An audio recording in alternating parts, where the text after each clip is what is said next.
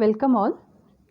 Dear students, this semester we have business law subject in which the very first unit of our business law subject is Indian Contract Act of 1872.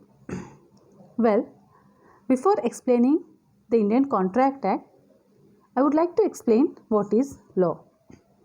It is very important to know the law. Law is nothing but a rule of external action meant for human beings enforced by sovereign political authority. The law has classified into public law, private law and personal law. Now, what is public law?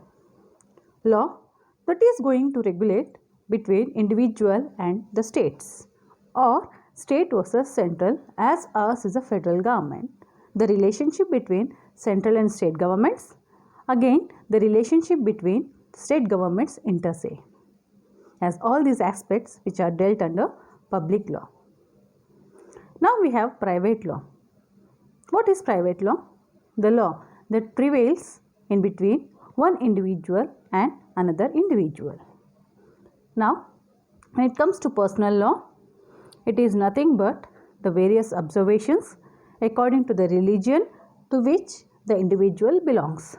For example, if I say Hindu adopts a particular method of marriage, that's why they are governed by the Hindu Marriage Act, and Muslims, they are governed by Muhammadan law.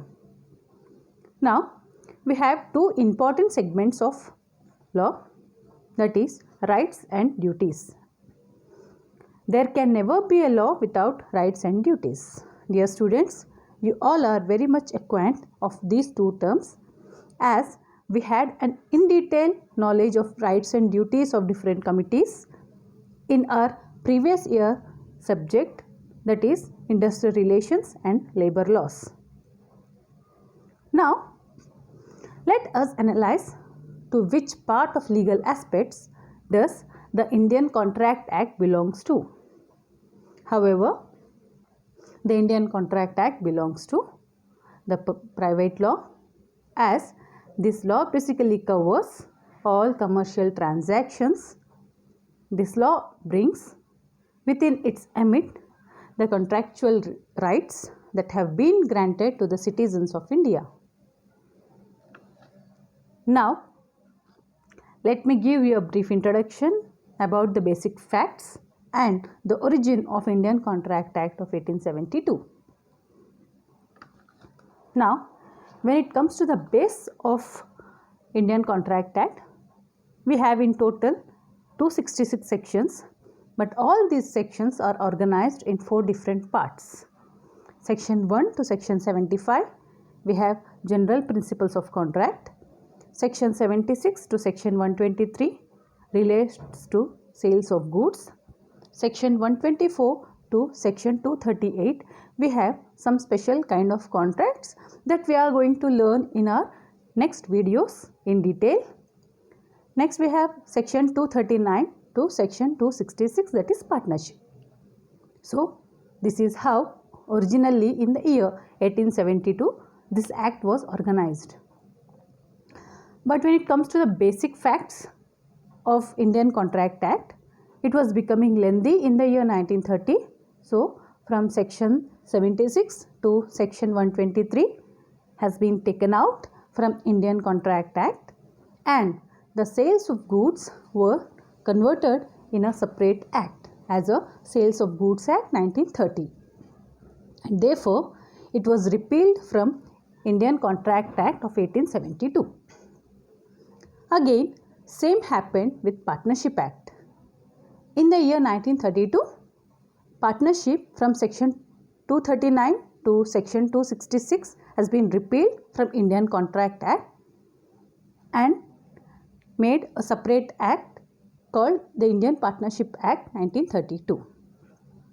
Now, when it comes to the introduction, the Indian Contract Act came into force on 1st September 1872.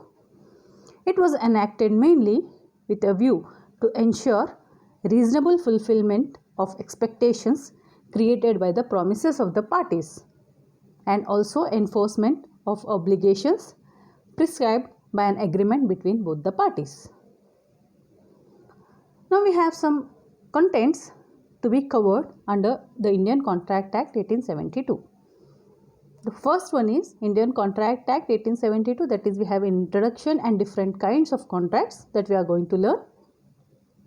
Next we have offer and acceptance, in which we are going to learn how an offer is said to be a valid offer and how an acceptance is said to be a valid acceptance in the context of Indian Partnership and Indian Contract Act. Next we have consideration,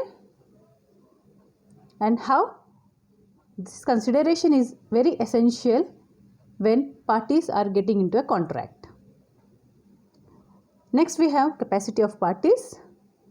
Next we have free consent. We have void agreements. We have performance of contract. We have discharge of contract. Next we have remedies and different modes for breach of contract. So in the next video we are going to learn the different kinds of contracts. Thank you.